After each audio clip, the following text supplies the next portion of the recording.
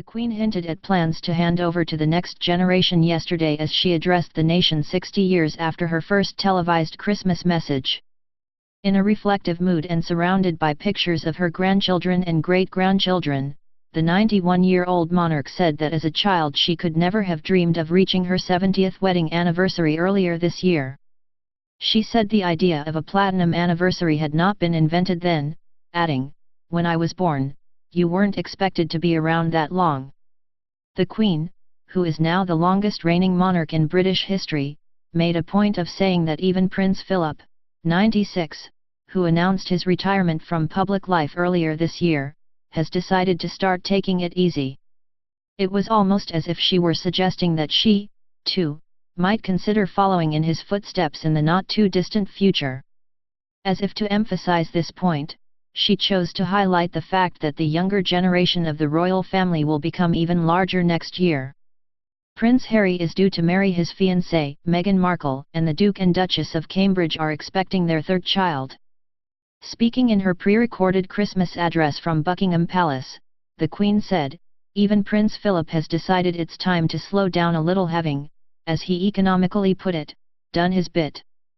But I know his support and unique sense of humor will remain as strong as ever, as we enjoy spending time this Christmas with our family and look forward to welcoming new members into it next year." The sense of out with the old and in with the new was emphasized by the choice of photographs displayed on the Queen's desk in Buckingham Palace, and elsewhere in the Christmas Day broadcast. They included a photograph of the Queen and Philip taken to mark their 70th wedding anniversary in November, and a black and white photograph of the couple on their wedding day in 1947.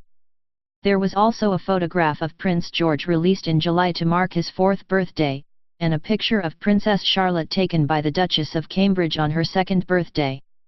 Viewers also saw a photograph of Harry and Meghan at the Kensington Palace photo call to announce their engagement last month, and a photograph of Prince Charles and the Duchess of Cornwall taken at Clarence House.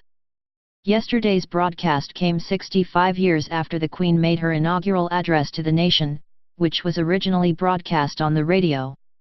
It began with a black and white clip of her first televised address in 1957 before flicking back to the present day. The Queen joked about how the presenter has evolved somewhat along with the technology used to broadcast her words.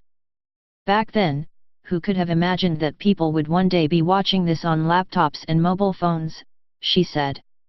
"But I'm also struck by something that hasn't changed. That, whatever the technology, many of you will be watching this at home. We think of our homes as places of warmth, familiarity, and love, of shared stories and memories, which is perhaps why at this time of year so many return to where they grew up.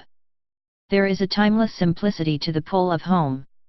As she gave her address, the Queen was wearing a dress in ivory white boucle threaded throughout with silk ribbon, embroidered with gold, silver, and ivory spots and embellished with Swarovski crystals, by Angela Kelly. She first wore the dress during the River Thames pageant for her Diamond Jubilee in 2012.